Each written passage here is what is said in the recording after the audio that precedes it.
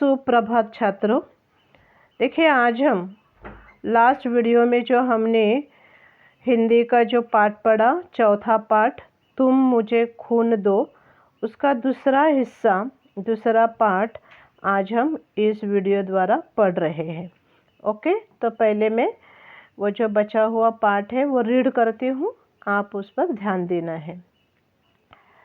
आप में से उन लोगों को जिन्हें आज़ादी के बाद देश के लिए काम जारी रखना है, यह कभी नहीं भूलना चाहिए कि पूर्वी एशिया, विशेष रूप से बर्मा, हमारे स्वतंत्र संघर्ष का आधार है। यदि आधार मजबूत नहीं है तो हमारी लड़ाकू सेनाएं कभी विजयी नहीं होगी। याद रखिए कि यह एक संपूर्ण युद्ध है, केवल दो सेनाओं के बीच का युद्ध नहीं है। इसीलिए पिछले पूरे एक वर्ष से मैंने पूर्व में संपूर्ण सैन्य संगठन पर इतना जोर दिया है। मेरे यह कहने के पीछे कि आप घरेलू मोर्चे पर और अधिक ध्यान दें, एक और भी कारण है।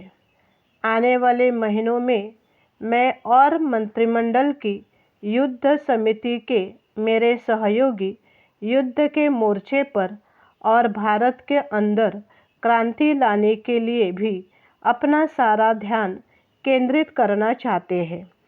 इसलिए हम इस बात को पूरी तरह सुनिश्चित करना चाहते हैं कि हमारी अनुपस्थिति में भी कार्य निर्बाध चलता रहे।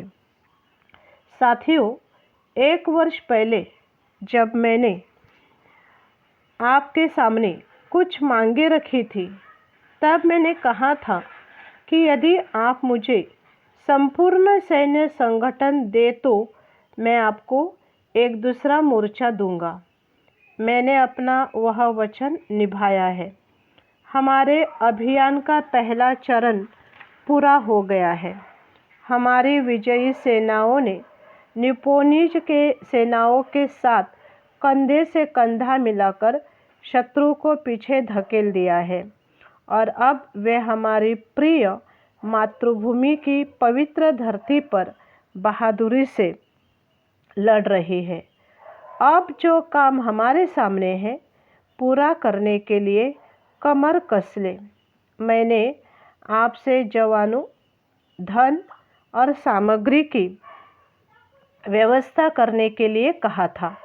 मुझे वे सब भरपूर मात्रा में मिल गए हैं। अब मैं आपसे कुछ और चाहता हूँ।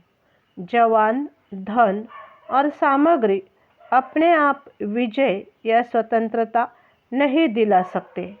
हमारे पास ऐसी प्रेरक शक्ति होनी चाहिए जो हमें बहादुर व न्यायोचित कार्यों के लिए प्रेरित करे।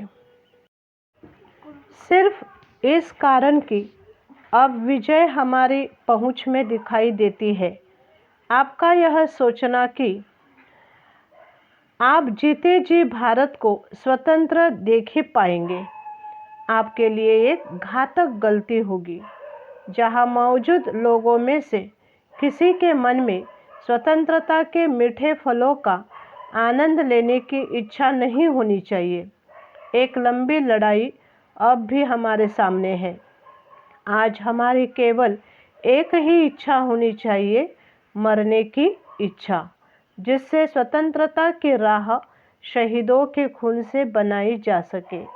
साथियों, स्वतंत्रता युद्ध के मेरे साथियों, आज मैं आपसे एक ही चीज़ मांगता हूँ। सबसे ऊपर मैं आपसे अपना खून मांगता हूँ। यह खून ही उस खून का बदला लेगा जो शत्रु ने बहाया है। खून से ही आज़ादी की कीमत चुकाई जा सकती है। तुम मुझे खून दो और मैं तुमसे आज़ादी का वादा करता हूँ। ओके बच्चों, तो हमने लास्ट वीडियो में जो आधा लेसन आधा पाठ जो हम पढ़ चुके हैं, उसमें हम क्या पढ़े कि हमारे नेताजी सुभाष चंद्र बोस ये भारत की स्वतंत्रता के लिए संपूर्ण सैन्य संगठन की मांग भारतीयों से करते हैं। यानी उनका कहना है कि यदि हमको आज़ाद होना है, हमको स्वतंत्रता चाहिए, तो हमें भारत के हर कोने में से सारे सैनिक एकत्रित यानी एक साथ होना ज़रूरी है। और उसे ही उसने कहा है संपूर्ण सैन्य संगठन। तो अभी आगे वो हमें क्या कहते हैं कि उनका ये संपूर्ण सैन्य संगठन का लड़ा जो विचार है वो आगे कंटिन्यू है। और वो हमें कहते हैं, आप में से उन लोगों को जिन्हें आज़ादी के बाद देश के लिए काम जारी रखना है, यह कभी नहीं भूलना चाहिए कि पूर्वी एशिया, विशेष रूप से बर्मा, हमारे स्वतंत्र संघर्ष का आधार है। यदि आधार मजबूत नहीं है तो हमारी लड़ाकू सेनाएं कभी विजयी नहीं होगी। मतलब विजय प्राप्त करने के लिए या स्वतंत्रता प्राप्त करने के लिए हमारी आर्मी, लड़ाकू सेनाएं यानी हमारी आर्मी एकदम मजबूत होनी चाहिए। याद रखिए कि यह एक संपूर्ण युद्ध है, यानी भारत की किसी एक राज्य, किसी एक प्रांत का ये युद्ध नहीं है, लड़ाई नहीं है, तो संपूर्ण भारत का ये युद्ध है। केवल दो सेनाओं के बीच का युद्ध नहीं है। इसीलिए पिछले पूरे एक वर्ष से मैंने पूर्व में संपूर्ण सैन्य संगठन पर इतना जोर दिया है। नेताजी कहते हैं, ये भारत के किसी एक राज्य का या किसी एक प्रांत का, एक हिस्से की युद्ध या संघर्ष नहीं है। तो ये आज़ादी हम पूरे भारतीय चाहते हैं और इसीलिए लड़ा भी यानी संघर्ष भी हम सारे भारतीय एक साथ होकर ही करेंगे। और इसलिए उन्होंने कहा है कि मेरा संपूर्ण संगठन, सैन्य संगठन का जो इरादा है वो कामयाब होने के लिए आप सबको मेरी मदद करनी होगी। वे कहते हैं कि इसलिए पिछले पूरे एक वर्ष से मैंने पूर्व में संपूर्ण संगठन पर इतना जोर दिया है। मेरे यह कहने के पीछे आप घरेलू मोर्चे पर और अधिक ध्यान दें। यानी आप घरेलू मोर्चे का मतलब क्या है कि आपके इलाके से, आपके प्रांत या आपके राज्य से जो भी मोर्चे हम निकालते हैं, जो भी आंदोलन हम करते हैं, उस पर आपको अधिक ध्यान देना है। और एक कारण है, आने वाले महीनों में मैं और मंत्रिमंडल की युद्ध समिति के मेरे सहयोगी युद्ध के मोर्चे पर और भारत के अंदर क्रांति लाने के लिए भी अपना सारा ध्यान केंद्रित करना चाहते हैं। यानी नेताजी कहते हैं कि हम मंत्रिमंडल और हम जो पुढ़ारी यानी नेता लोग जो है, हम भारत की आज़ादी के लिए, स्वतंत्रता के लिए, भारत में जो क्रांति हम शुरू करने वाले हैं उस पर तो हम अपना ध्यान दे ही रहे हैं। लेकिन आपको क्या करना है, आपको अपने अपने इलाके से जो छोटे मोटे मोर्चे होते हैं उस पर ज़्यादा ध्यान देना है।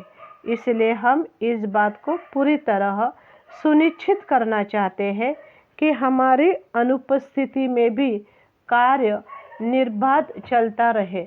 अनुपस्थिति का मतलब है एब्सेंसी में, कि हम यदि आपके साथ नहीं भी रहेंगे तो भी हमारा ये आज़ादी का जो कार्य है वो एकदम अच्छे से निर्बाध चलता रहे।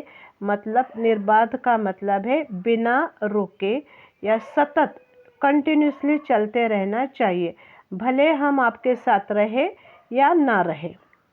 साथियों, एक वर्ष पहले जब मैंने आपके सामने कुछ मांगे रखी थी, तब मैंने कहा था कि यदि आप मुझे संपूर्ण सैन्य संगठन दे तो मैं आपको एक दूसरा मोर्चा दूंगा।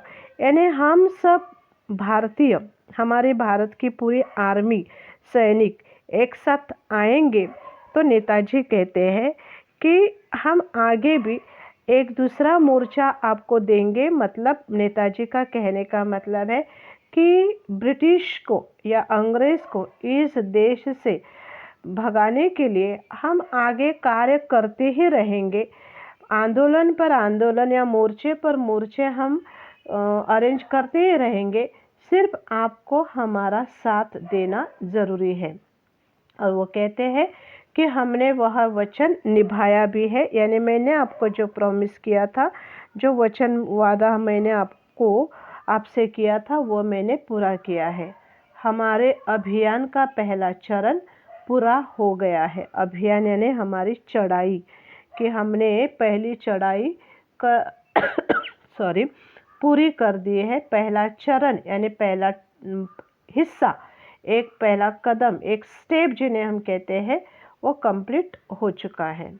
हमारी विजयी सेनाओं ने निपोनिज सेनाओं के साथ कंधे से कंधा मिलाकर शत्रु को पीछे धकेल दिया है। अभी शुरू में हमने देखा कि यहाँ नेताजी कहते हैं कि इस संघर्ष में बर्मा हमारे साथ है, यानी हमारे भारतीय सैनिकों ने निपोनिज सैनिकों के साथ कंधे से कंधा मिलाकर, यानी उनको साथ देकर हमारे शत्रुओं को पीछे धकेल दिया है।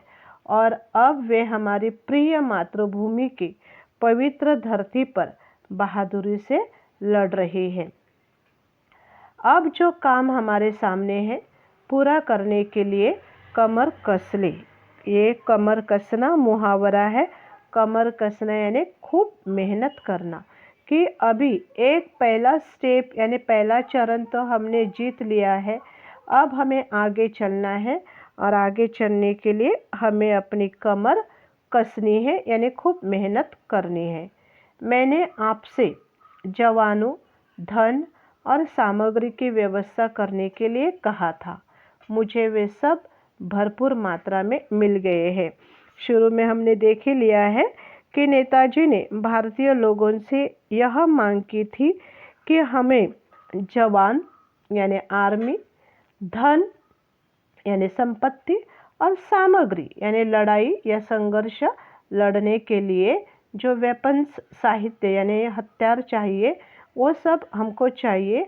और वो मांग हमारी पूरी हो चुकी है। ऐसे नेताजी कहते हैं कि वे सब मुझे भरपूर मात्रा में मिल गए हैं। अब मैं आपसे कुछ और चाहता हूँ। नेताजी हमसे अभी कुछ और चाहते हैं, और वो क्या है? नेताजी कहते हैं, जवान, धन और सामग्री अपने आप विजय या स्वतंत्रता नहीं दिला सकते। हमारे पास ऐसी प्रेरक शक्ति होनी चाहिए जो हमें बहादुर व नायकोचित कार्यों के लिए प्रेरित करे। अब नेताजी क्या चाहते हैं कि वे कहते हैं, जवान, धन और सामग्री हमारे पास है, लेकिन वो ऐसे ही हमें स्वतंत्रता नहीं दिला सकते।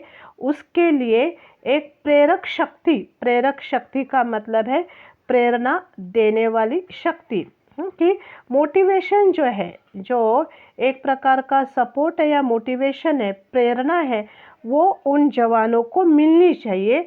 और वो जवानों को मोटिवेशन या प्रेरणा कौन देगा? तो वो भारतीय जनता देगी। और वो भारतीय जनता से जब इस जवानों को प्रेरक शक्ति मिलेगी, मोटिवेशन मिलेगा, तभी हमारा धन और सामग्री भी काम में आ सकती है, और एक नायकोचित कार्य के लिए हम प्रेरित हो सकते हैं।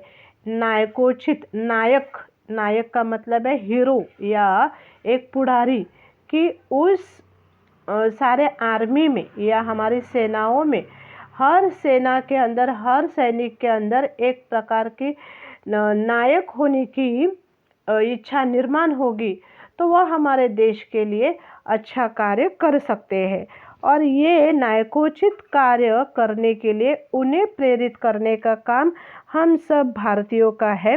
तो यहाँ नेताजी हमें कहते हैं कि जो मुझे चाहिए था, जवान, धन और सामग्री मिली है। अब मुझे आपसे प्रेरक शक्ति चाहिए कि जो हमें बहादुरी का काम करने के लिए या नायकोचित कार्य करने के लिए ज़्यादा से ज़्यादा प्रेरित कर सकती है। सिर्फ इस कारण कि अब विजय हमारी पहुंच में दिखाई देती है। अब नेताजी क्या कहते हैं कि मैं आपसे ये प्रेरक शक्ति क्यों मांग रहा हूँ, क्योंकि अभी हमें अपनी विजय दिखाई दे रही है।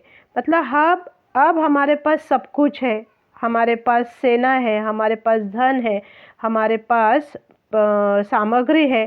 अब हमारा मोटिवेशनल पावर जो है, यानी हमारी जो प्रेरक शक्ति है, उसे हम बढ़ाएंगे तो हमें हमारी विजय ज़रूर मिलेगी। आपका यह सोचना कि आप जीते जी भारत को स्वतंत्र देख ही पाएंगे, आपके लिए एक घातक गलती है। नेताजी भारतीय जनता को कहते हैं कि आप कभी भी ऐसा सोचना मत, मतलब आप सभी यही सोचते हैं कि हम अपने जीते जी, यानी जब तक हम जिंदा है, हम अपने भारत की आज़ादी या स्वतंत्रता अपनी आँखों से देख सकते हैं। लेकिन नेताजी कहते हैं ये आपकी सोच आपके लिए घातक है। घातक यानी डेंजरस है, क्योंकि कार्य से पहले हम फल की इच्छा नहीं रख सकते। यहाँ मौजूद लोगों में से किसी के मन में स्वतंत्रता के मीठे फलों का आनंद लेने की इच्छा नहीं होनी चाहिए। एक लंबी लड़ाई अब भी हमारे सामने है। नेताजी कहते हैं कि यहाँ जो लोग मौजूद हैं, यहाँ जो लोग हैं, उनके मन में स्वतंत्रता के मीठे फल का आनंद लेने की इच्छा नहीं रखनी चाहिए उन्हें, क्योंकि हमें बहुत लंबी लड़ाई अभी भी लड़नी है या पूरी करनी है। आज हमारी केवल एक ही इच्छा होनी चाहिए, मरने की इच्छा।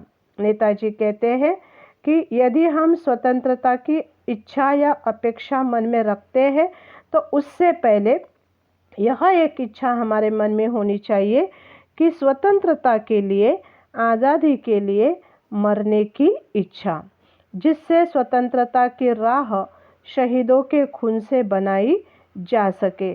कि ये मरने की इच्छा हमें रखनी चाहिए, क्योंकि स्वतंत्रता की राह, स्वतंत्रता का रास्ता जो है वो शहीदों के खून से ही बनाया जाता है। सॉरी साथियों, स्वतंत्रता युद्ध के मेरे साथियों, आज मैं आपसे एक ही चीज़ मांगता हूँ। सबसे ऊपर मैं आपसे अपना खून मांगता हूँ। नेताजी कहते हैं कि मेरे साथियों, आज मैं आपसे एक चीज़ मांगता हूँ, और वो चीज़ सबसे ऊपर है, सबसे महान और सबसे बड़ी वो चीज़ है, और वो चीज़ है कि आप अपना खून मांगता हूँ। आप सब जानते हैं कि नेताजी का यह नारा था कि तुम मुझे खून दो और मैं तुम्हें आज़ादी दूंगा। यानी नेताजी ने सारे भारतीयों से आज़ादी के लिए खून की मांग की थी, और वे कहते हैं ये सबसे बड़ी, सबसे ऊपर मांग है, वो है आपका खून। यह खून ही उस खून का बदला लेगा जो शत्रु ने बहाया है। यानी आपका खून ही अपने शत्रु से बदला ले सकता है कि जिन शत्रुओं ने हमारे लोगों को मारा है, उनका खून बहाया है। खून से ही आज़ादी की कीमत चुकाई जा सकती है। आज़ादी की कीमत खून से चुकाई जा सकती है, ऐसे नेताजी कहते थे। और इसीलिए उन्होंने कहा है कि आप अपने मन में स्वतंत्रता का विचार करके खुश मत होना, क्योंकि आपको स्वतंत्रता पानी है तो आपको पहले अपना खून बहाना है। तुम मुझे खून दो और मैं तुमसे आज़ादी का वादा करता हूँ, नेताजी कहते हैं। और इसीलिए मैं कहता हूँ कि आप मुझे अपना खून दो, तभी मैं आपसे आज़ादी का वादा करता हूँ। यानी मैं आपको प्रॉमिस करता हूँ कि जब आप खून दोगे तब आपको स्वतंत्रता या आज़ादी ज़रूर मिलेगी। ओके बच्चों, तो ये पूरा पार्ट आपको अच्छी तरह से रीड करना है। और जो भी लाइन या शब्दार्थ वगैरह समझ में नहीं आया होगा, आप डाउट्स पूछ सकते हैं। इसके जो शब्दार्थ है और क्वेश्चन आंसर्स वगैरह जो है वो मैं आपको नेक्स्ट वीडियो में यानी PDF भेजूंगी। तो पाठ सबको अच्छे से पढ़ना है यानी रीड करना है, और कुछ डाउट्स होंगे तो पूछना ज़रूर। ओके, धन्यवाद।